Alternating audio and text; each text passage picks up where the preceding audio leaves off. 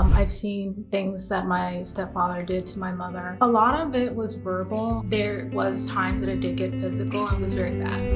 I met my ex-husband through the military. In the beginning, it was lots and lots of dates.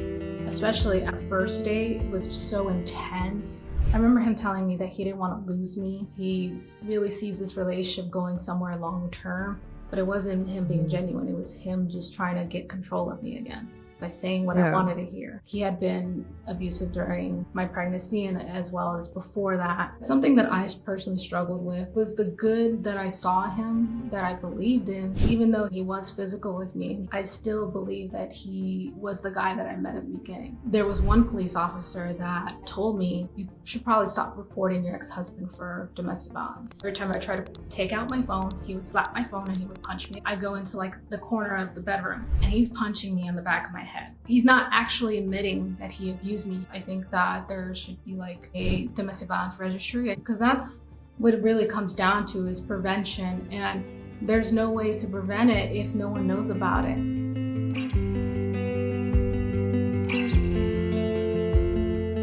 Nelsy, why don't we begin from the very beginning for you, your childhood? Yes, so I was raised by predominantly by a single mom, but at the time that my mom had me, she was very young. So I did live with like my grandparents for about 6-7 years. And I would like often, go visit my mom. But I had more stability with my grandparents than I did with her. I definitely noticed that, like living with my grandparents, I got really attached to my grandmother. She was the opposite of my mom, I would say, in so many ways. But that was like the beautiful thing about my grandmother. She was just so warm, down to earth and very like spiritual. She taught me a lot about the Bible, and she always had those like deep, long conversations with me. And that was something I did love about my grandmother. But when I eventually moved in with my mom, I was about 7 years old, that I remember. I noticed like things were just so different living with her. My mom was in an abusive relationship, and I am the oldest of 3. So I saw a lot of, the violence. I saw things that, no child should see really. And it was just so chaotic living with my mom as opposed to living with my grandmother. And I often did prefer to, go with my grandmother. I would like often like tell my mom, can I just, go to grandma's? But my mom, like, the thing about her, she did not understand why, I had that strong attachment with my grandmother. She often would like feel hurt if I preferred my grandmother over her. But to me, it was about, safety. I craved that safety and stability that my grandparents did provide me. And living with my mom, it was very different. The older I got, I started seeing a lot of like signs of, things that I didn't understand. But now that I'm an adult, I understand that it was abusive. The relationship between me and my mother. Between you and your mother. Yes. Can you just talk to me a little bit about the abuse you noticed between your mom and her partner first? Yes. So a lot of it was verbal. There was times that it did get physical, and when it was physical, it was I would say it was very bad. I've seen things that my stepfather did to my mother. I remember just often feeling protective of my brother, especially because my brother was younger. And in those moments, like, I'm a kid, I'm not really sure what to do. But I see, my stepfather like in my mom's face yelling at her, or like, I remember just images that I get. I remember like there was like blood and there were scratches, things like that. But I didn't really understand it. I just knew that what was happening wasn't okay. And it wasn't always physical, but when it was physical, it was really bad. Did you ever at any point tell your grandma about what was happening in your mom's home? I remember that I mentioned something about it, but the thing with my mom, no one could ever tell her anything. Everyone walked on eggshells around my mom. My mom was very like an angry person, so if anyone told her like, hey, you're doing something wrong, they were trying to give her any kind of constructive criticism or just kind of have a conversation with her, say, hey, this is not okay, she would instantly react or get defensive.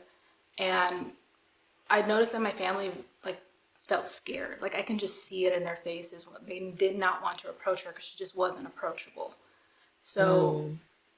what ended up happening is just my family member just kind of stayed out of it. Stayed out of it. Um, they didn't really get involved with what was going on. I remember I would try to talk to my mom. I would say like, "This is not okay. Like, why is he still here? Why do you keep going back?" And those questions didn't get answered. It was just kind of like, "Hey, like things get bad. Yes, we know that, but we love each other." I do want to ask whether this is a common trait in women that are in these kind of abusive relationships, that they kind of go back to the perpetrator and they fall back on love, or those kind of reasonings that make them sort of keep going back.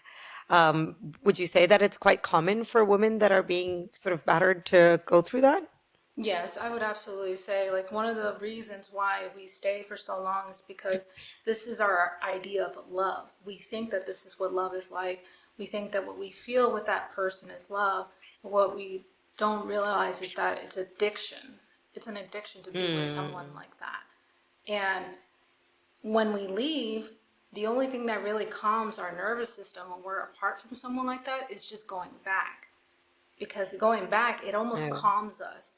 Even though we know that we're not safe with that person, we still feel Mm, some kind of sense of safety. Not that they make us feel safe, is that mm, we feel safe just being with them.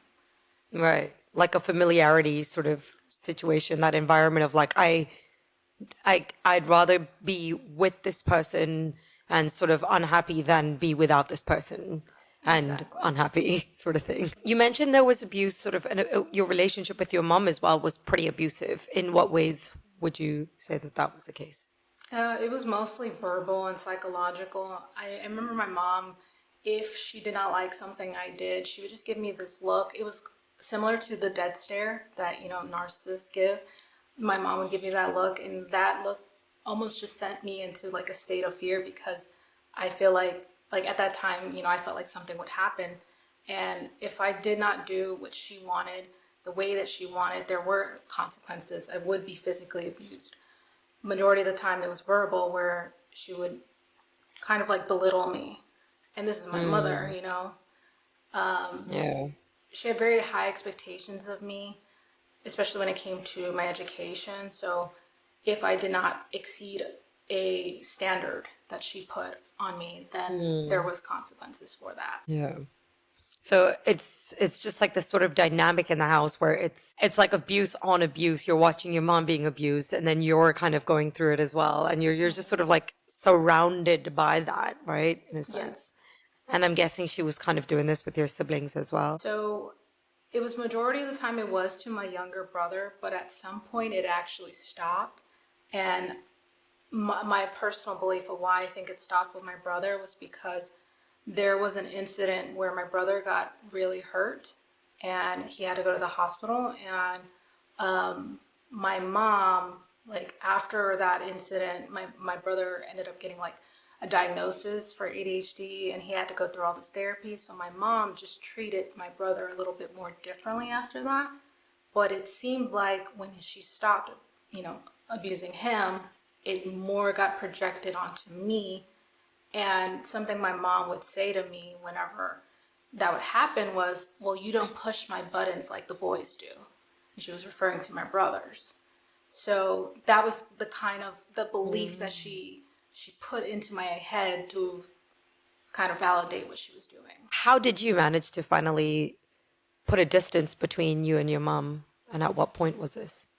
It was when I was 18. I was at the age, I could leave the home, and I was thinking about what I wanted to do after high school. And originally I was going to go to the college, but I ended up going to a different direction. I ended up joining the military, and that was kind of a way for me to distance from my mom and my entire family. Can you tell me a little bit more about the military? Like, what role did you take? Yeah, so initially it was because I wanted to find, something that I could do in the military that I liked. And at that point in time, I wanted to work in the medical field. But as I was like going through this process of talking to a recruiter with the Navy, I found, a Marine recruiter. And as I started talking with this recruiter, I realized I liked a lot of the values that the Marine Corps held. And I had a lot of friends that were joining the Marine Corps already. So that just kind of like, it kind of gave me the push to go into that direction. Yeah. I felt this sense of like empowerment, being a part of a family, and being strong and being like part of the 1%, kind of. That's how I felt. Right. It was just Yeah. so different, and I felt very just drawn to the military, and Mm. I felt so much stronger and alive.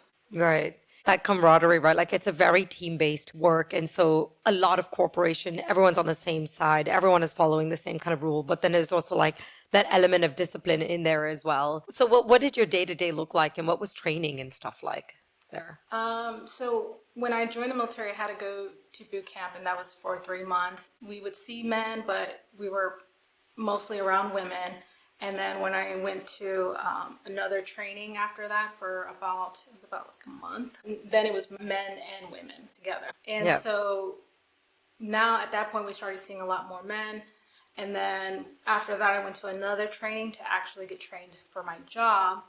And it was the same thing, men and women together. I worked with both men and women, and, Mm. I felt like we were treated equally. Was this where you met your partner?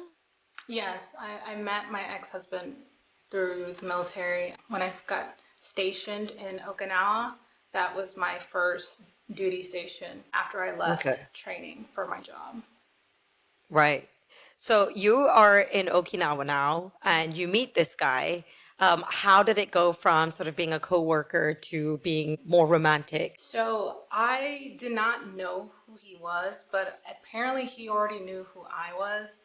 And I don't recall ever seeing him when he first got there, because he got to Okinawa a year after me. I had already been there Ah, for some time, yeah. And so when he first got there, he already knew my face, he knew my name. I had no idea who he was. And our first interaction that I can recall was at like a party. And I was sitting with a friend, and I just remember seeing him come up into my camera because I was taking a video. And he's kind of like screaming and saying hi. And I just laughed it off, but like I just went about my day. I didn't hmm. really pay no mind to him. I just kind of like took it face value. But after that, I I started to see him a little bit more than usual. And then the first time we actually had a conversation, I was in a computer lab. I was doing some work after working hours, and he's coming out to go to the gym, but then he sees me, and so he stops. And then he approaches me, and like that first interaction, it was very intense. It just felt like instant fireworks. That's what I remember Hmm. most about it, was that like in that moment, I just forgot about everything that I was doing, and it was like all eyes on him. And it felt Right. reciprocated. Looking back on it, was there any part of you that felt like, or were you just like very enamored by his charm? Do you feel like he had a certain kind of charm that looking back on you kind of realized that he was using that in a way to kind of reel you in? Or did you feel like it was quite genuine, like in that moment he just really genuinely was interested in you? No, I think that he was definitely charming. I think that the way that he spoke to me and the way that he looked at me just felt like I was being charmed, and like it was like instant, like I was being drawn to him. It was like he was pulling me in, but I didn't understand at that time what it was about him that made me just Mm. so drawn to him. If you came across a person now, do you think you would be able to tell the difference between a person putting on this charm versus just being genuinely kind and interesting? Yes, absolutely.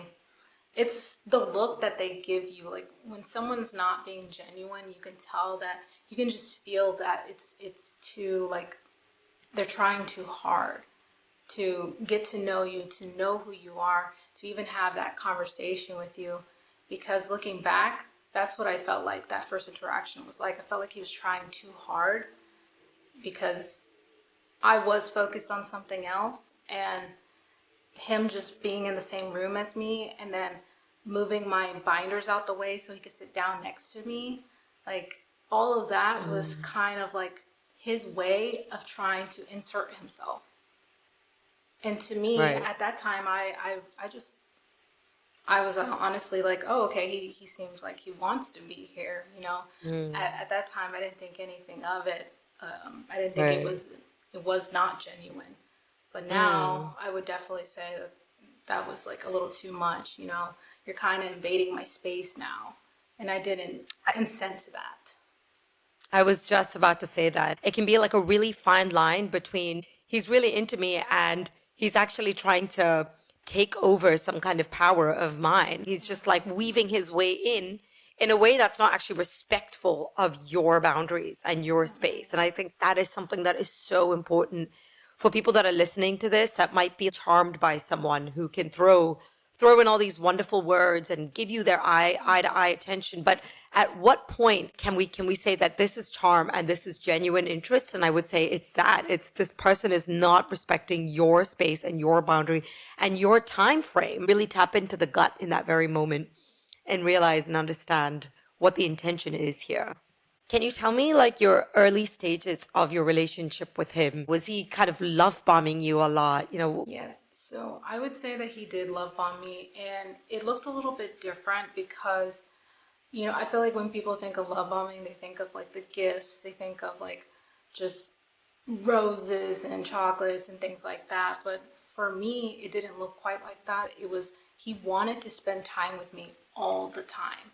And I didn't feel mm, like I had any kind of independency in a healthy way. I felt like all my time started being dedicated to him.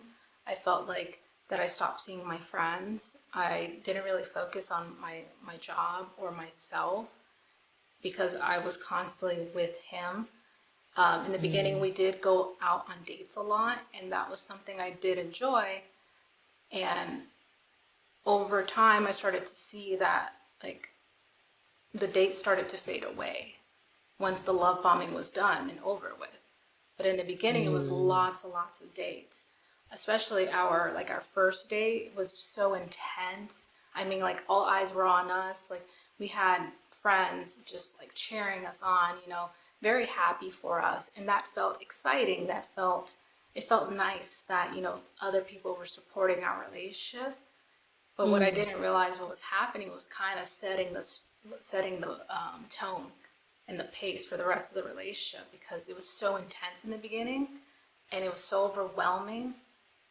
And then eventually, once like the love bombing went away, it became abusive. Is this something that's very common in abusive relationships where you're really, really love bombed and made to believe that you're like the center of the world, of this person's world, and then it sort of be pulled under from you? Yes, absolutely. That's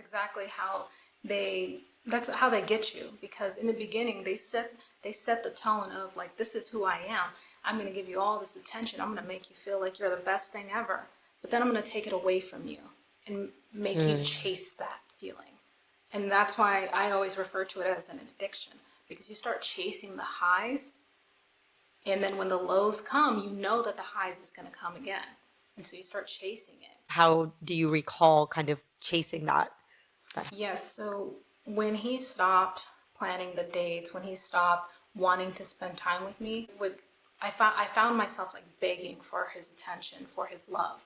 I would constantly be texting him throughout the day. I would constantly ask like, "Hey, when can I see you? When can we spend time with each other? Hey, would you like to go to this restaurant together?" Like I would be the one trying to plan for those dates, trying to plan for any kind of quality time with each other. But his response was, it was very like it just was the opposite of what it was in the beginning, where in the beginning he would be like, oh yes, absolutely, and then it became, I don't know, I have things going on. Oh, I'm gonna go to the gym. I'm gonna go hang out with some friends. So when he pulled that, all the attention that he was giving me, and he pulled it, it just felt like I was being discarded, like I was being rejected over and over again. Yeah. And at this point, I can imagine you're probably thinking, like, I don't know, maybe he's not quite into me as much as he used to be. Maybe he's moving on. What can I do to have that kind of love again? So, how did it go from him sort of being really dismissive and distant towards you to then becoming aggressive and violent? The first time that I remember before it was actually him being violent towards me was I wanted to end the relationship. I felt like we were starting to be in this vicious cycle, and I didn't like the feeling that I got every time, he would give me attention and then take it away. That feeling alone did hurt me. So when I tried to explain that to him, I remember there was this one night where he got so angry, and he started saying things like, "Oh, you never cared about me. You just want to go do whatever you want. You just want to go back hanging with your friends at the clubs." And he referred to me as a whore, and he called my friends that too. And he just started talking about me in a bad way where I had never seen that before. And then I just remember when I told him, like, look, I don't think we need to have this conversation anymore. I was in his room at the time, so I was like, I want to leave. I don't want to have this conversation anymore. I remember he grabbed his cell phone and he slammed it into the ground, and that was the first time I had ever seen him get so angry like that. And I just remember, like, oh, like thinking, wow, like he must be really angry. But I didn't think that this was like a warning sign of abuse. Like a very slow creep in towards like what's about to happen. Did he let you go from that room at that point? No, I ended up staying in the room. He kind of like reassured me after that everything was fine. I remember him telling me that he didn't want to lose me, that he really cared about me, and that he really sees this relationship going somewhere long term. That was another thing. He would talk about the future and talk about us getting like married and having kids at such an early point in our relationship. And I didn't think of that as a red flag. In my eyes, I thought, oh man, he must really, really like me. But that was kind of what he started to do when I would want to pull away. He would reassure me with that kind of, those kind of words. And I would think, okay, like maybe there is something here, and maybe I'm just in my head, maybe I just need to give it some time. Maybe I'm the problem.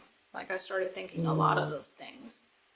The moment that you start to think, maybe I'm the problem, that's when it kind of becomes dangerous waters. You've closed off that idea that he is the problem here, that everything that is going wrong here is because of you. And he slowly sort of drip fed that into your mind at this point. So you are taking all the accountability and responsibility for anything that goes wrong at this point. I did a lot of that at the beginning, and I didn't realize I was doing that, but I did like feel bad when he would, get upset and say, "Look, I'm sorry. It's just because I love you so much. I care about you. I want this. I want to be with you forever." When he would speak to me like that, I would think, "Oh wow, this is someone being genuine with his feelings." But it wasn't him being genuine. It was him just trying to get control of me again by saying what I Yeah. wanted to hear. Yeah. So we were together for 4 years. And while we were in Okinawa, we were there for 2 years. For those 2 years, things were like on and off. Like we would be in a relationship, not be in a relationship.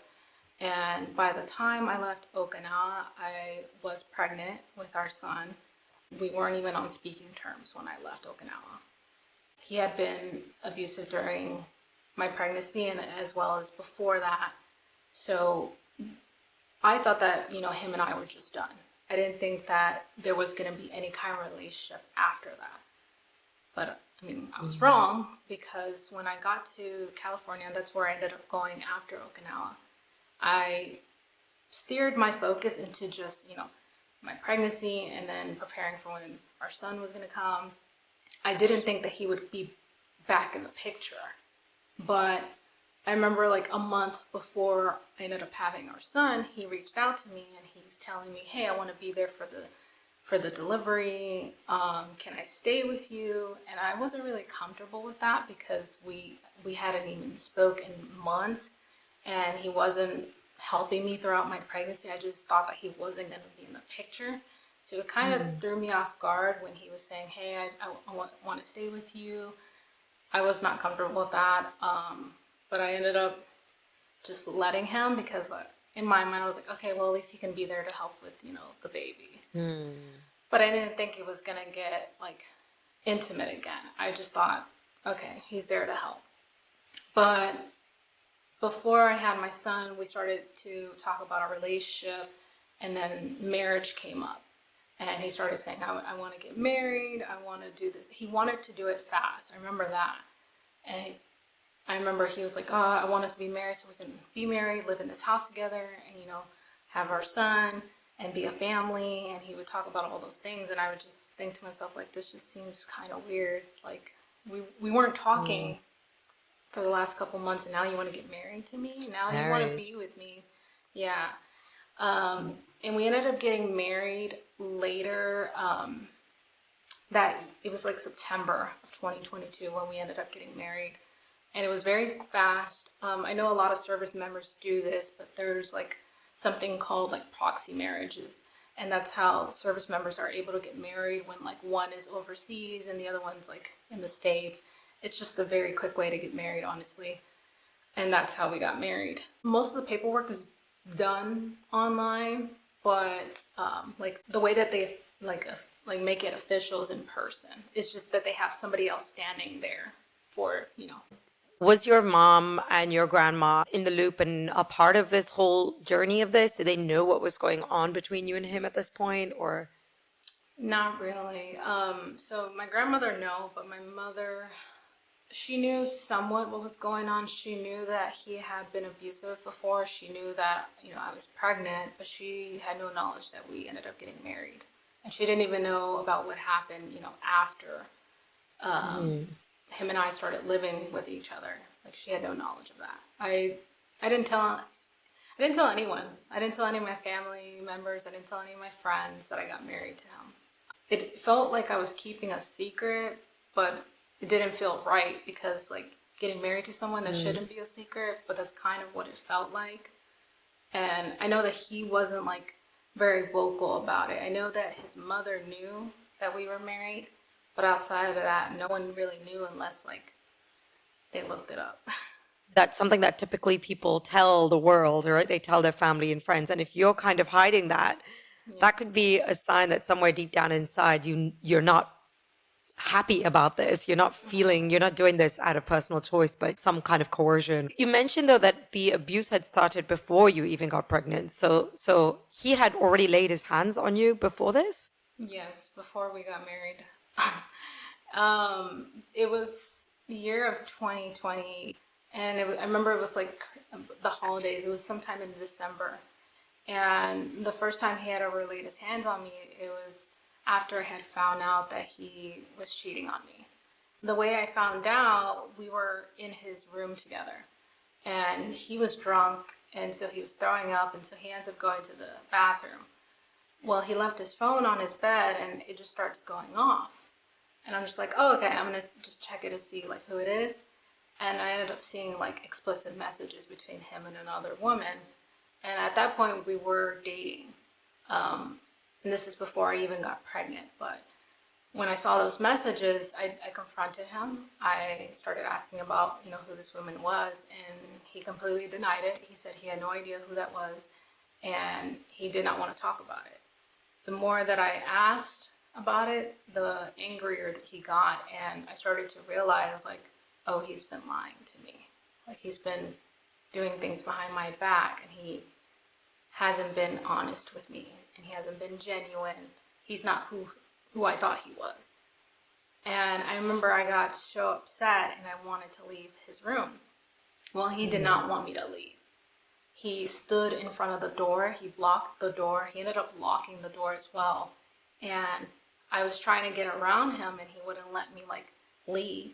He just kept like pushing me back into the room away from the door. And I just remember thinking like I started at that point. I did start to get scared. And I remember telling him, I was like, I want to leave. I want to leave. I don't want to talk to you no more. Like, we're done. I don't want to do this. And he just kept begging me. He was like, no, no, like, let me explain. I'm like, there is no explanation for that. Like, you've been lying to me, and that's not okay. And I just remember that I wanted to leave so badly that I was willing to leave however I left. So I remember at one point I said, well, if you don't let me leave through the door, I'm going to jump out of the window. In my mind, I wasn't really like, I wasn't thinking what that actually meant. I just knew I wanted to leave. And when I said that, I remember I was sitting on top of like this dresser, and it was right next to the window, and he was in front of me.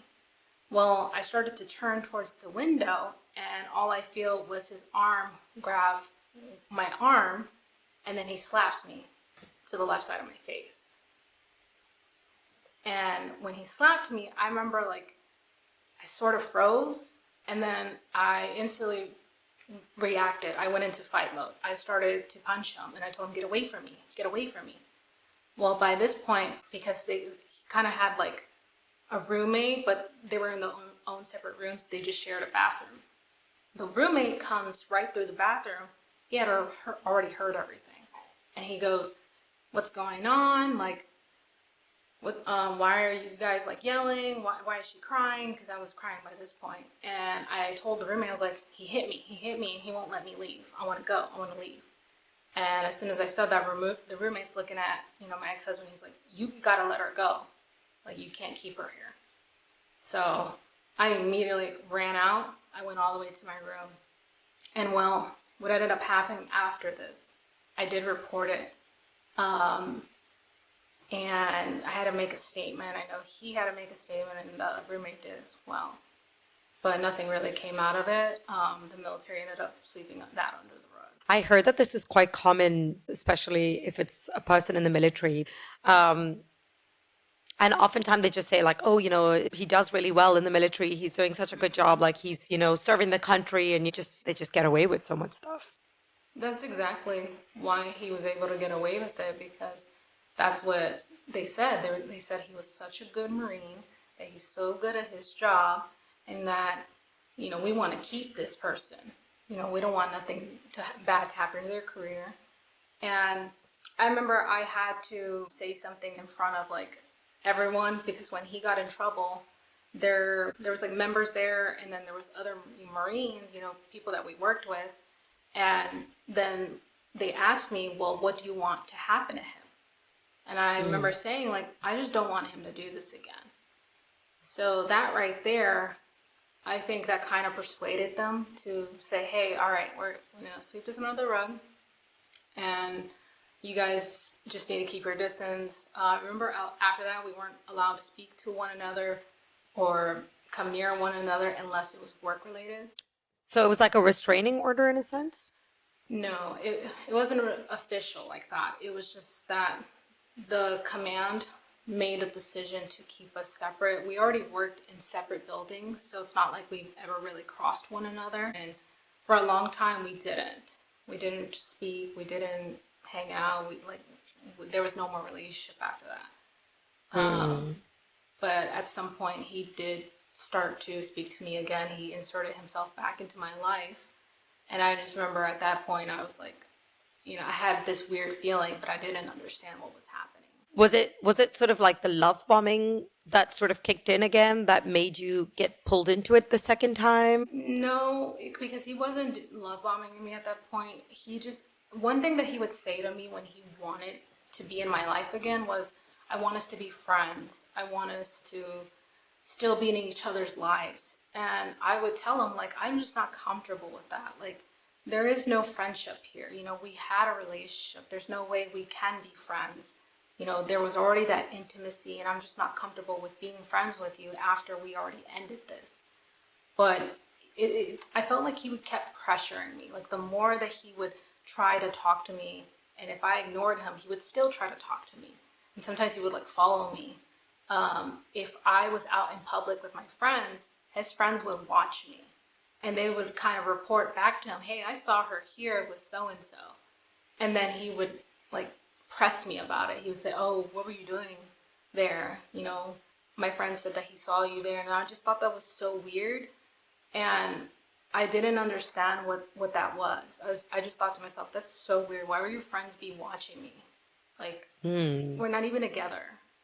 And then it would start off with him pressuring you to be friends, you kind of slowly eventually accepting it, even though it was reluctantly, but you would slowly kind of accept it. And then the next thing you realize, he's again controlling you. Yes, exactly. There was always like a gray area, and we would never like officially get back together. It was just like, hey, he would say, I want to see you. Can I come to your room? Or come see me, come to my room. And then we would get intimate with one another, and I would always feel weird about it after. But that was like, for him, I felt like that was a way to get me back emotionally. Because, once we were intimate, I did start to have all those feelings again. I did want to be with him again. But he wouldn't Hmm. make it like official, or when I would ask, like, hey, so are we together? Are we not together? He would just say, like, oh, we're working on us. I'm like, what does that even mean? And Hmm. I remember I would tell him I didn't like the gray areas. I just was not comfortable with that, but he wouldn't answer my questions directly. And I Yeah. just never understood, what were we? But after that first time that he had hit me, he didn't hit me again for a very long time. It went back to being very subtle, like comments, just talking about my body, my friends, what I'm doing, or saying, hey, you're not allowed to talk to any other guy or be with any other guy. He would say things like that.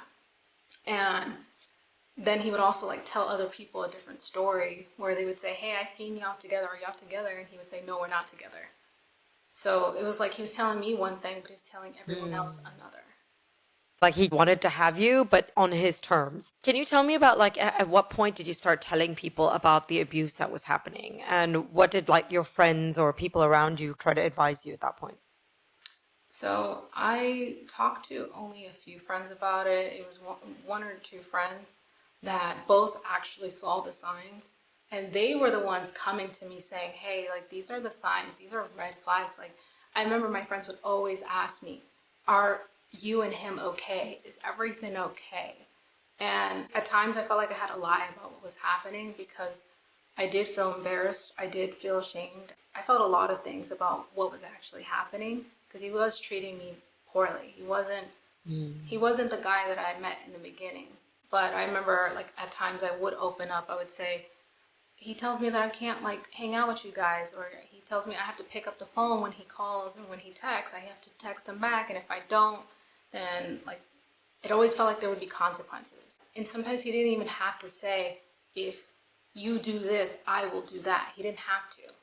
It was just the Mm. feeling that he gave, or that look that he would give me, because he would give me the same Mm. look of like, the dead stare. And that look scared me all the time. Like, that's all he had to do to like kind of reassert dominance and say like you're gonna do as I tell you. He did know about like my past and my trauma. I did open up to him about a lot of things, especially about my Mm. mother. And he started to turn that in a way that he twisted it where he would kind of like talk bad about my mom, say, oh, like she was a bad mom and she did all these things to you. And he would like throw that at me, but he would also use the same things that I would tell him to scare me or to hurt me. And I didn't realize that was another form of abuse. I didn't realize what he was doing when he was doing that. I just would think to myself, wow, I confided in you and you just threw that at me. Yeah. It's interesting, isn't it? Like when we're in these situations, we just look at the specific action in that very moment as a one-off isolated event, as opposed to sort of looking at it in the long run. Like he slapped me in this moment, oh, it was because he was drunk in this moment, or it was because he was angry in this moment, and it's not who he is. And our brain kind of wires us to believe that, and the good side of them is who they really are, Yeah. when the reality is kind of showing us something very different. Yes. Yeah. Yeah. Exactly. That's something that I personally struggled with, and I know that other survivors do too. But it was the good that I saw him, that I believed in, even though he did, hurt me. He was physical with me, and he would emotionally abuse me and psychologically abuse me. I still believe that he was the guy that I met at the beginning. And that was a huge struggle for me because I'd always think, oh, yes, it's bad right now, but he's going to go back to being who he was because it's going to go Mm. back. It's going to be good again. And I would tell myself that. And it did, it was good for like a week. And then the abuse would happen again. And then the cycle would happen over and over. So definitely like the first 2 years were very on and off like that. But the Mm. second 2 years with him just was way worse. And by that point, like I had accepted a lot of the things that he did. And I didn't really know how to open up about what he was doing because by that point, Mm. like, after we got married and after I had our son, he was more physical, more than he had been in those first 2 years. Can you talk to me a little bit a bit more about that? Like, what did that look like? Yes. So, like the earliest memories I have is when he first got stationed in California. By this point, our son was about 8 or 9 months. And I remember he got there in about November, and we were living with each other for like a couple weeks. By this point, we are married. And I remember the first time that he was ever physical again was I remember we were arguing. It had something to do with him cheating. I had found out that he had been cheating again. And when I confronted about it, he did not like it. He denied it. He said that like the woman that he was speaking to was just a coworker, just a friend. And I remember saying like these messages show otherwise because I They don't see, found yeah. yeah I found the messages, and by this point he had a ring for me because I didn't have a ring yet. We were already married, but I didn't have a ring. So I remember like that ended up getting into the conversation where he started using that. He was like, "Well, I was going to give you this ring, but now that you're coming at me, you're attacking me. I don't know if I should give it to you." And I remember like thinking to myself, "Oh my God, I just ruined this." And I felt like it was my fault, but there was something in my head that kept saying, "No, no, no! Like something's wrong here. He's cheating." And I tried to turn the conversation back to that because it had drifted away from the cheating and back into the ring. And I was like, no, no, this is about the cheating. You are lying to me. And then I just remember he got so, so mad, and kind of like the same way that he slammed his phone into the ground. Well, he had a hanger in his hand, and he ended up slamming the hanger against my leg, and it cut me. And so when that happened, I remember like I froze, but I was also like so scared. And I did tell someone about it. I told um, my boss. I told him what happened, and like my command and my ex-husband's command, because we were part of two different commands in the Marine Corps at this point. Um, well, when I told my boss, he ended up getting into contact with, the people that my ex-husband, His. yeah, worked for, and they ended up finding a way to kind of like do it within house, like not get like the police involved or anything. They found a way to get him out of the house for I think it was like 72 hours that they did, and we weren't able to see each other or speak to each other. But he was still reaching out. He was still texting me. He was still calling me.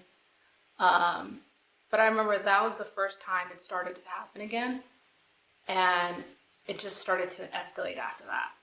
Eventually, he did come back, and we started living with each other again. But then there was another incident, and then there was another, and there was another, and I didn't report some of them. There was a lot of like instances of abuse that I did not report until June of 2023. That was the first time I actually reported it to the police. And I remember that time he was holding our son, and he was basically saying, "I'm going to take our son with me." I remember that he wanted me to go somewhere with him, and I didn't want to go. And because I didn't want to go, he was like, "I'm going to take our son." And for some reason, that just kind of like scared me.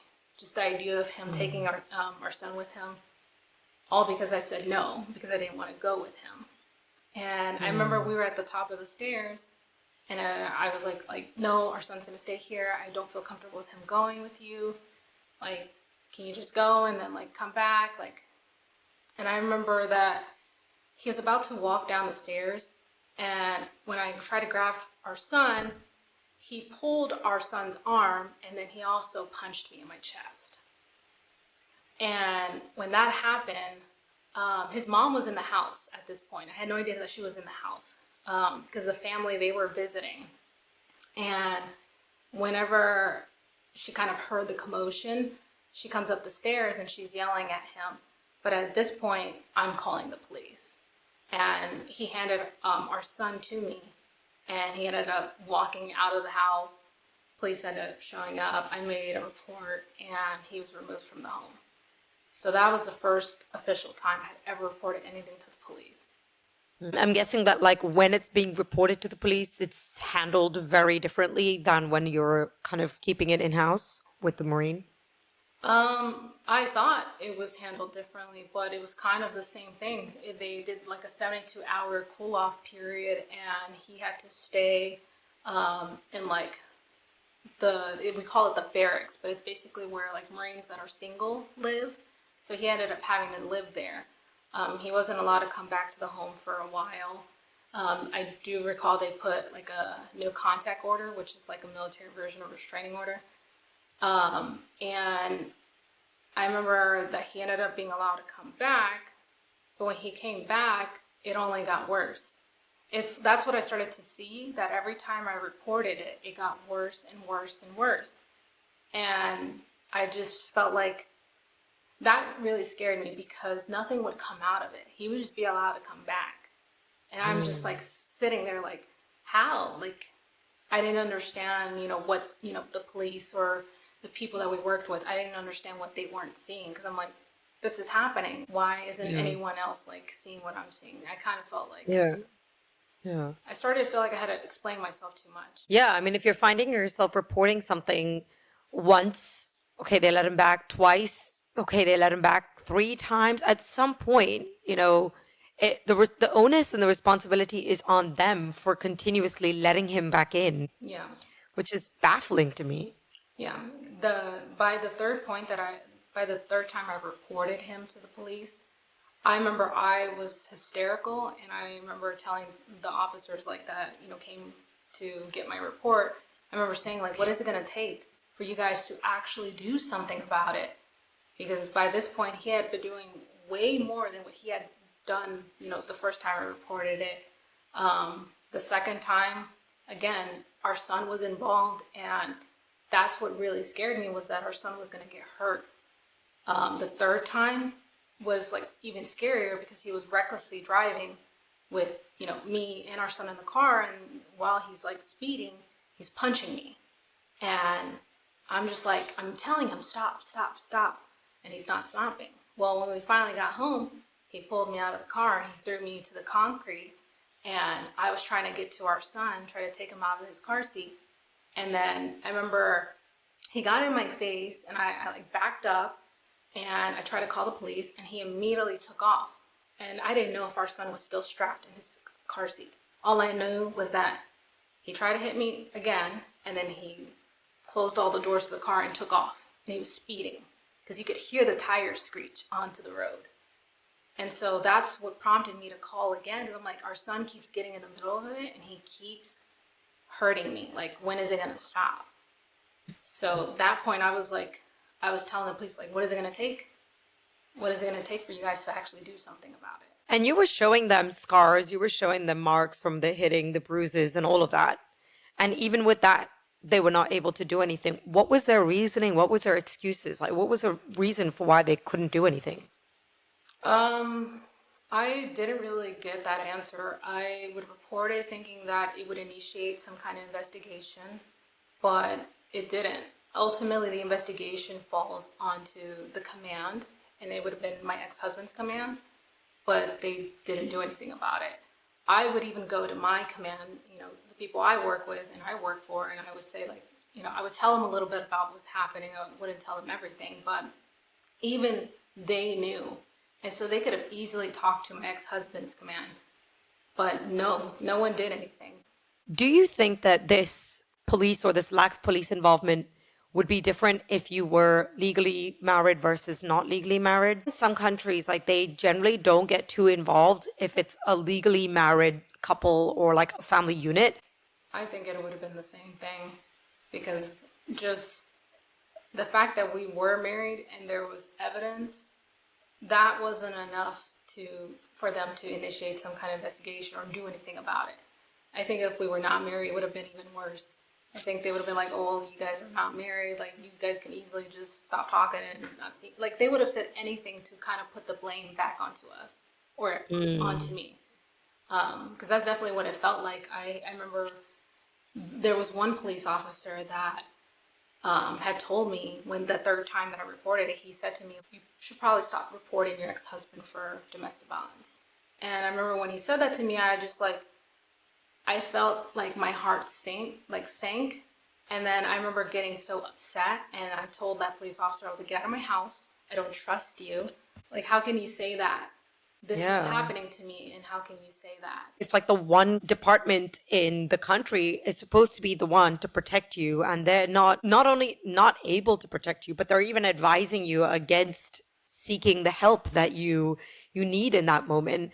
You just feel so isolated, you feel so alone. Like, I imagine it also empowering him then to, do more, to get more aggressive, and it kind of fuels the anger as well. Like, That's exactly so how I felt, especially after that third police report, because yeah. I didn't report it for a while after that. Um, by that third police report, we had a no contact order that lasted for a very long time. Like, this time, they were not putting a 72-hour hold, they were keeping him. Well, he still ended up coming to the house. He still had keys to the house, so he could come whenever he wanted. He would still contact me, he would still text me, call me, and he would still show up. And when he would show up, it was that cycle again. It was where he was nice and he was doing acts of service, trying to seem like he was helping and trying to be present. And he would say these things like, "Oh, I'm here like you want me to be here," and I'm like, "But I didn't tell you to be here. Like, you're here because you want Mm. to be here." And I remember when he started coming back to the house, I remember thinking the one thing that stuck in my mind and why I didn't report anything that happened for those 4 months between January and April, and this is now we're in 2024. I remember thinking like, if I report it again, it's gonna get worse. And by that point, he had already been threatening to end my life, and there was like a weapon involved at one point. And so at this point, I was really just like terrified. I just thought that if I report it again, he is going to do it. And Mm. no one's gonna know. It felt like no one had believed me. It felt like no one was doing anything. And I was so isolated. I did not have any contact with my family, with my friends. Like, I barely was at work. And my biggest fear was that he was gonna kill me.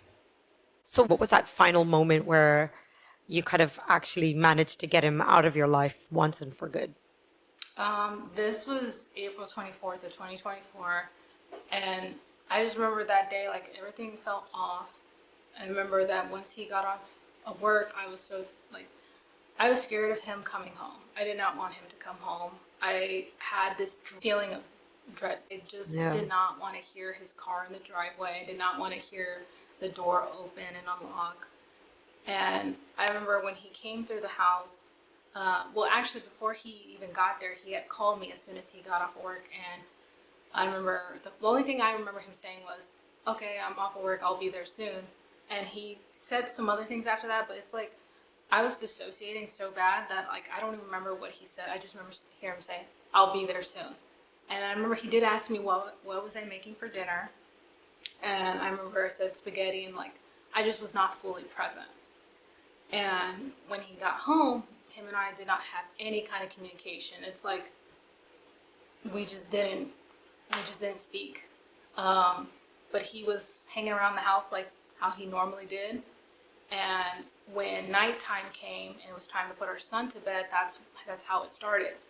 I had asked him if he could just, take our son through his night routine because I had some work that I needed to get done and I had a deadline. So me trying to be focused on that and asking him to take care of our son, well, he didn't want to do that. He just said, "Oh, I'm tired. I had a long day at work.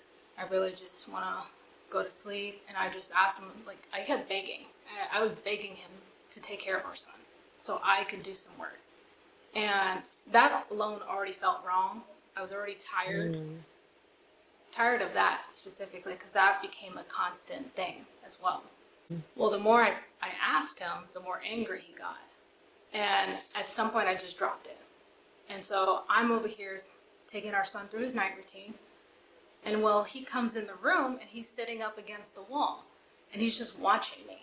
And I just thought that was so weird. And I'm just like, why is he doing that? Like, he didn't want to help, but he just wants to be here. So when he did that, I started to record him because I had that feeling like something bad's going to happen.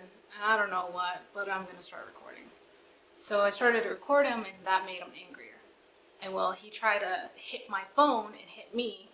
And I remember like I backed up and he walked out of the room and he slammed the door. And at that point, I'm thinking something's gonna happen. I already know something's gonna happen. And that's what really scared me, was that I knew that it was coming, I just didn't know when. Well, fast forward, our son, it's time for him to go to bed. I asked him again, can you just at least lay him down, tuck him in, so I can at least get some of this work done? Well, he did that. And it took a couple tries to get our son down, but when I checked on them, it was like the second time I checked on them, he's coming out of the room and I'm like, all right, well, it's time for you to leave. And he's like, yeah, don't start your shit. And I'm telling him, like, I want you to leave. I don't want you to stay here. Like, take your stuff and go. Well, when I said that, he ignored me and he tried to walk to our bedroom, and I stood in front of the door and I said, no, you're not allowed to stay here. And he was like, all right, well, he just goes down the stairs and he goes to the couch and he completely ignores me. And I'm like, I need you to leave. You need to go. And he didn't want to. So when I grabbed his things and I tossed them over the stairs, that just, it's like that lit the fire. As soon as I did that, he came running, and by that point, I was running into our bedroom because I knew that he was going to do something. Well, he came running after me, and he pushed me into the room. He closed the door, and I remember at that point, I'm standing there, and I'm getting like scared. I already know that like he's going to hit me. I just didn't know when he was going to do it. Well, he closes the door and he locks it, and I remember I was trying to get to the door. He would not let me get to the door. He was blocking the door. And when I would try to go around him, he would just get in front of me. And that just kept happening. So at some point, I pulled out my phone and I'm trying to call the police. Well, then at this point, he starts punching me. And every time I tried to take out my phone, he would slap my phone and he would punch me again. And that kept happening. And at some point, I remember like I tried to run away from him and he pulled me by my hair. And I'm still trying to hold on to my phone the entire time, trying to dial the number. And like I would try to tuck my phone into my chest, kind of like keep it close to me, because my biggest fear was him taking it away and not being able to call. And so at some point I was like, in my head, I'm thinking like, I'm just gonna have to take these hits because the only thing I want to do right now is call. He's gonna hit me, it's gonna keep happening. I just need to call. Well, the entire time he's still punching me every time I try to call. And then at one point I go into like the corner of the bedroom, and then I'm like looking down towards my chest because my phone's still tucked in my chest, and he's punching me on the back of my head. And I was over here trying to delete the numbers on the phone because by then there was like a lot of numbers dialed on that phone, and I'm trying to delete them really fast. And he's still punching me in the back of my head. And so at some point I just freaked.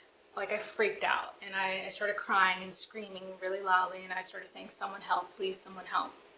And I kept telling him, I want you to stop, I want you to go, just go, leave me alone. And he was like yelling at me saying, think about what you're doing, think about what you're doing, you're gonna lose James, think about what you're doing. And he was referring to our son. So that like really just, it messed with my mind, because I started to think like, what do you mean, like, think about what you're doing? You're the one who's hitting me. And when I was screaming, like I just kept screaming because at this point, like I'm just so like freaked out and I don't know what to do because I can't call. He won't let me leave. He kept punching me, and I remember that it looked like he was going for my throat, and I like just screamed even more, and I was holding onto like my desk, and I just was holding it so tight, and I just screamed. And at that point, like I started thinking, I'm like, okay, I'm gonna have to fight back.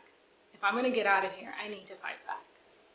Well, I tried to kick him near his like private area, and I missed, and so he kicked me. And I remember he said, "Don't kick me." And like after that, like I had like a quick second to just like reach in and grab him, like at his private area, and I just grabbed and pulled. And then he punched me across my face. And when he stopped and he was like, he looked like he was about to collapse, that's when I ran out of the room. I unlocked the door, I ran out of the room, and I run down the stairs. I had slid, and I ended up hitting the baby gate at the bottom of the stairs. And I just jumped over it. And I opened up the front door because the front door was locked as well. And I ran out of my house. And so I'm outside, and I'm like, oh, I don't really know where to go because I didn't really know what to do at that point. But I ran to my car. I get in my car and I lock it, and then I call my friend, and I'm here on the phone with her crying. I'm telling her like he was hitting me, and all I see was my ex-husband. He's like coming outside of the house, going back in. He comes out, goes back in, and then he takes off in his car. He just took off. And when he took off, I ran back inside our house. I started locking the entire house, like making sure all the doors were locked, all the like sliding doors were locked. And then I hear like a bang at the door, and it ended up being the police. So I'm assuming somebody called the police. I don't know who did. I just know that they ended up showing up, and I ended up reporting what happened, and that like initiated a whole investigation, and they ended up reporting I ended up reporting everything that had happened, everything that he had done. But that's kind of how it ended. That's so intense. What did they do though? How did they make sure that this guy was not going to come back this time round? A no contact order wouldn't have really done much. So how did they kind of this time round make sure that this guy was not going to come back into your life again? Well, I felt like on the military side they didn't really do much because yes, they started to do an investigation, and I sat down with them for an interview. I know other people sat down for an interview. They confiscated the weapon that he tried to use with me. I know they put like a different no contact order. It was like a revised version of it. But they also, he ended up getting in trouble, but it wasn't even for the domestic violence. It was just for violating that no contact order that they had already had in place. And then also for disobeying, a lawful order. None of like the punishments that he got were actually for the domestic. Yeah. So I think that in a way did kind of like get him to realize like, hey, if you keep doing this, like you're gonna lose everything. And on the military side, that's as far as like they did at first. But to me, like I remember a month after everything had happened, I remember thinking like, this is not gonna end. No matter what I do, it's just gonna keep happening. And that was my biggest fear, was that it was gonna continue. And so I started planning like, what should I do?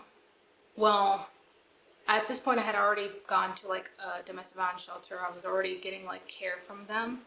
And then I was introduced to an attorney who ended up helping me file a restraining order in the court. And when I filed that restraining order, that is what really, I feel like, helped me kind of feel like it wasn't going to happen again. Because now the courts know about it. Now the court has all the evidence. And now the court has granted me, at first they had granted me temporary full custody of our son. And they granted me a temporary restraining order. And they scheduled us for a hearing to determine whether they wanted to make it permanent. Well, when the hearing happened, I was there, he was there. I also had a friend come with me, and he had like somebody he worked with there with him. And we both had to speak. Like I was able to talk about the abuse. I was able to talk about what happened that night and Mm. things that had already been put in place by the military, like the no contact orders, and that he kept violating that. And Mm. I remember he was able to speak, but he didn't deny what he did. He just didn't really admit to what he did. I remember he Right. said something along the lines of like, "Oh, if I was never there that night, nothing would have happened." Which it's so twisted because he's not actually admitting that he abused me. He's just saying that, Mm. "Oh, it's because I was there, something happened." And that's what Right. I want people to really understand is that like he did not admit to the abuse. He's not even Mm. taking accountability or any kind of responsibility for it. He's just saying, "Look, it's because I was there."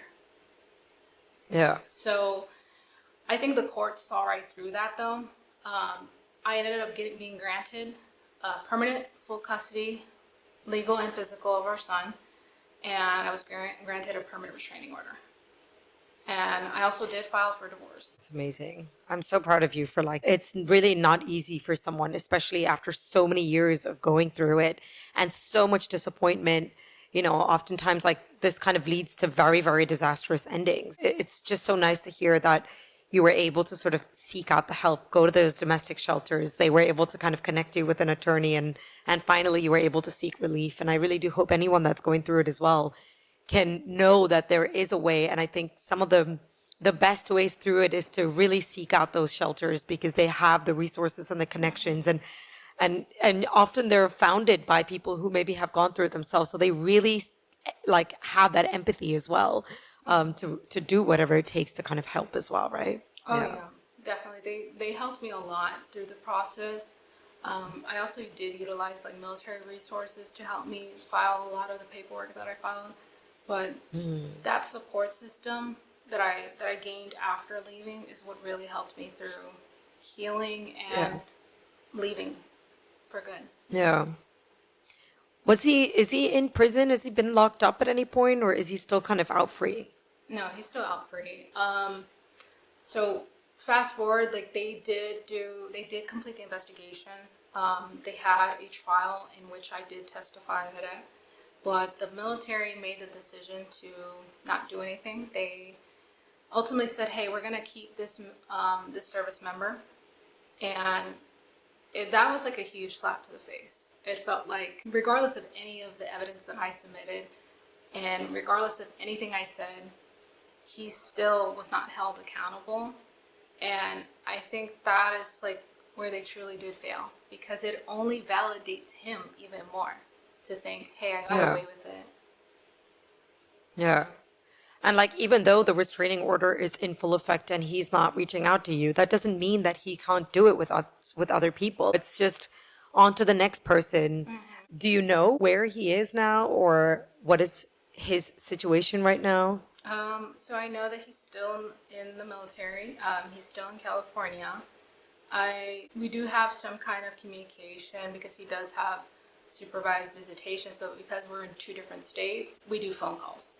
So he's able to speak to our son, and I mean, he only contacts me every 2 weeks to talk to our son. So that's as much communication as we have. And did you worry that he could still know where you are, find you, and this whole cycle could start again? Or were you at that point pretty secure after that restraining order that that's it? Like, even if he knows where you are, he's not gonna try to come into your vicinity.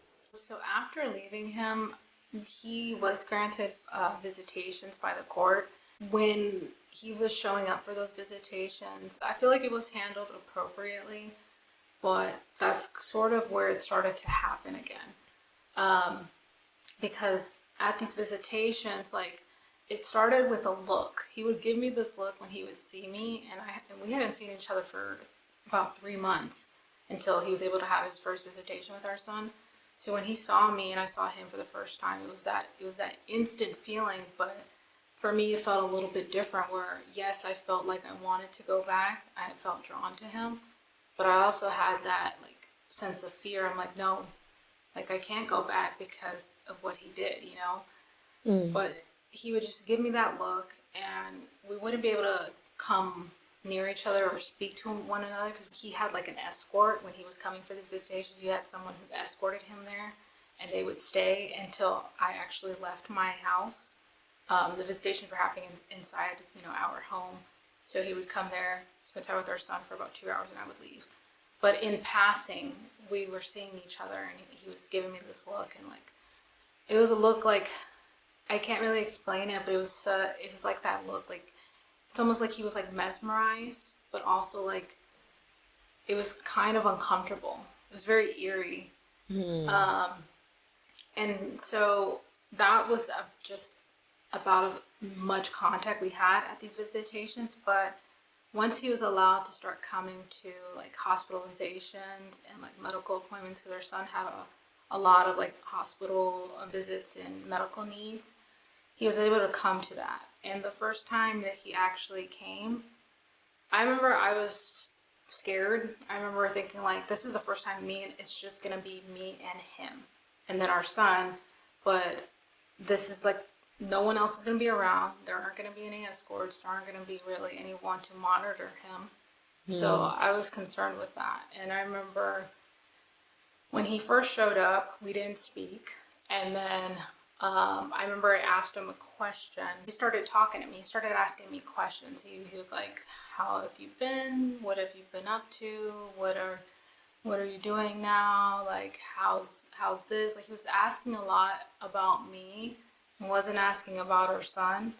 And that made me feel uncomfortable. And so I tried not to like talk to him as much. But after we ended up getting our son because our son was there for a procedure, and once he was like awake and everything, and we were able to take him home. Well, we go to my car, and he puts our son in his car seat, but then he's sitting in my car. I froze, like I didn't know what to say or do. I didn't actually like realize like I could say, "Hey, get out of my car." I just kind of went along with it because like it's just there was like that sense of familiarity again. It was like, oh, I I wanted to go back, but I knew what would happen if I did. And the cycle did start over again. Like I felt like it really did. Because it escalated after that. Like he didn't just sit in my car, he ended up coming to our house. And I remember at one point, like he tried to talk to me. He was like, "Hey, I want to tell you something." And he ended up telling me, he was like, "I'm sorry." "Sorry for what?" He wasn't specific, but he just said, "I'm sorry for everything that has happened." Hearing like his apology just it didn't feel genuine. It didn't feel like it was honest, and that he was actually apologetic. It just felt like he was saying that because that's what I wanted to hear. Yeah. After that, I was very hyper vigilant. After that, I did not trust him. But what really, I guess, the reason why I wanted to go back was because I did start to feel bad, in the sense of like our son didn't get to see him anymore, and our son would ask about him, and like I could tell like him not being there affected our son in some way. And like as a parent, as a mom, like I did feel bad. Like it made me feel like it was my fault in some way. Yeah. And I just really wanted my son to have that relationship with his dad. That's what Yeah. became important to me. What I'm surprised about is that they started to allow unsupervised visits. Once again, like how? The whole point of this kind of like allowing him to come and visit your son was supposed to be supervised to protect both of you from any more abuse. And at some point that went from being supervised to unsupervised? No, not that it went unsupervised. That he just started coming back to the house. Like he started Ah, breaking right. that. He started breaking that no Violating contact those. order. Right. Yeah. And again, like I didn't report it because like at this point, like I didn't want to continue to deal with the court, but I also like I was feeling guilty for a lot of the things that I reported, and for going to the courts about it. I felt guilty for all of it because like at the end of the day, I was thinking our son doesn't get to see him anymore, and like I knew it affected him in some way, our son, but I also knew it was the best thing to do was to get him out of our life. I went back to the court, and I remember I when I was filing for like child support and custody, because even though they granted me like full custody, he was trying to get some kind of custody. He wanted some kind of custody, so he was going to the court, and we ended up going to like family law facilitator's office together because we had a like scheduled meeting. Appointment. My goal was to, you know, get this custody and child support agreement without having to stand in front of a judge. So I agreed to go to this appointment. Well, here we are in the courthouse, in an office inside the courthouse, and we're trying to discuss our custody agreement and child support. And he keeps telling me, he was like, I want 50-50. And I said, well, I don't want that. It's not going to happen. And then he proceeds to ask, like, can you get rid of the restraining order? I want you to get rid of the restraining order. And I told him, like, that's not going to happen. And when I said that, he got angry. He demanded, he was like, why? And I said, because you are abusive, and I got the restraining order to protect me and our son. And I remember telling him that you only want 50-50, so you don't have to pay child support. Well, when I said that, he like took his fist and slammed it. And this is in front of people. And people are just staring at us, but no one says anything. No one does anything. That just reinforced the idea, like, this is the right thing to do. I need to keep this restraining order. I need to put these boundaries. I need to make sure that he does not get any kind of custody. Because if he does, it's going to happen again. Yeah. I'm so glad that you stuck to your guns on this point, you know, because again, like you said, you were missing parts of him, you were missing that familiarity, you're feeling guilty about your son, like, despite all the pressure he was putting on you as well in that moment. I'm glad that you kind of really stuck to that, because yeah, you're in a much better place now, right? Oh yeah. And a part of me wanted to a part of me was like prepared to, like, you know, ask for the restraining order to go away. Like, I started to think that I had done the wrong thing. I was like going back on what I had decided already, and all because like I felt bad, but also because he also made it to where I did feel even worse about it when he was saying, I don't get to see my son, you took my son from me, that's all you wanted to do. And when he was saying these things, like, it did like make me feel even guiltier. Then just that one instant of like getting angry and yelling and slamming his hands against the table, that made me go, no, because that is a sign that it's going to happen again, even if it's small. I feel like I'm in a better place now that we're no longer in the same state. Number one, we're no longer together, and I did get full custody of our son. I think like if he had some kind of custody, I think that's what would terrify me. You know, talking about the justice system in general, what do you think would be the right form of consequence by the courts to an abuser? I think definitely prison time. I think that for the things that they do or done, that some kind of prison time is definitely warranted. I think that there should be like a domestic violence registry. I think like an abuser should be put on a registry, so, you know, if anyone wanted to know, like, you know, have you done anything in your past that, you know, you were held accountable for, and now people need to know that this is who you are. Like, I feel like that should be something that should be in place, because I don't think that they should be able to get away with any of it. I think people deserve to know, you know, what they've done and who they are, because they don't change. And that's something I try to tell, you know, others, is that they don't change. It just changes form. The abuse just starts to look a little bit different. And at the end of the day, the choice to abuse is because they choose and they feel entitled to it, and they try to justify it. It's a sense of entitlement. I imagine like the next person that's entering his life or has entered his life in the form of dating, there is no record of what he's done, and they don't know that you are an ex, so they have no way of knowing, and they're just going to go through this entire cycle all over again. So there being some kind of platform where people can at least know this is his history could prevent so much of abuse in the future. Yeah, I agree. Yes, absolutely. Because that's what it really comes down to, is prevention. And there's no way to prevent it if no one knows about it. The only people that know about what's happened is, law enforcement, the military, maybe a few family members, friends, but outside of that, I mean, that's a very small group, and he will do it again. It will happen again at some point, and that's scary. Like, the idea of him being able to do that again because he got away with it.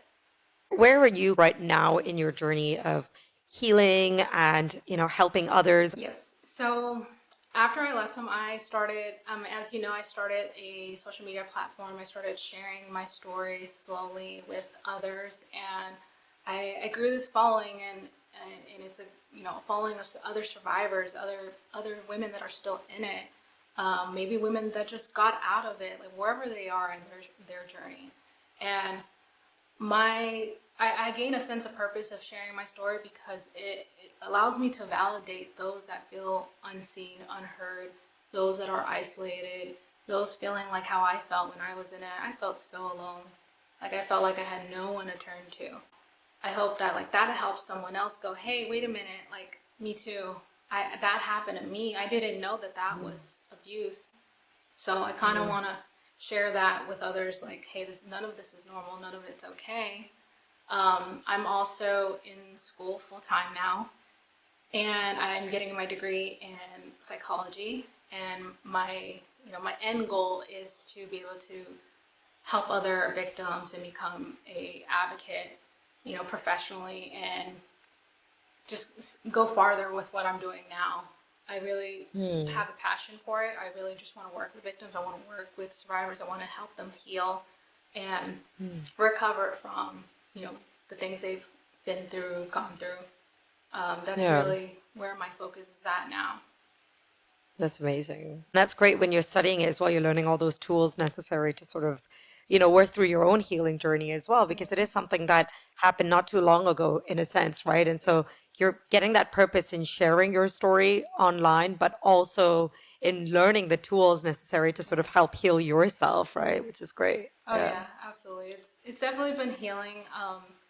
As I've gone through my healing journey, I found things that, work for me, like journaling, walking, or even like just spending time with others, like especially like building connections and relationship with others, because that wasn't something I had.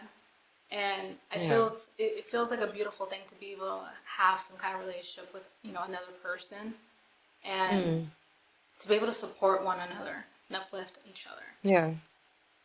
I love that. Nelsy, thank you so much for being on this podcast and sharing your journey and all the vulnerability. It is going to be so impactful and so helpful to anyone that's going through their own journey. If you enjoyed the episode and would like to help support the show, please follow and subscribe. You can rate and review your feedback on any of our platforms listed in the description. I'd like to recognize our guests who are vulnerable and open to share their life experiences with us. Thank you for showing us we're human. Also, a thank you to our team who worked so hard behind the scenes to make it happen. Lucas Piri, Stefan Menzel. The show would be nothing without you. I'm Jenica, host and writer of the show, and you're listening to Multispective.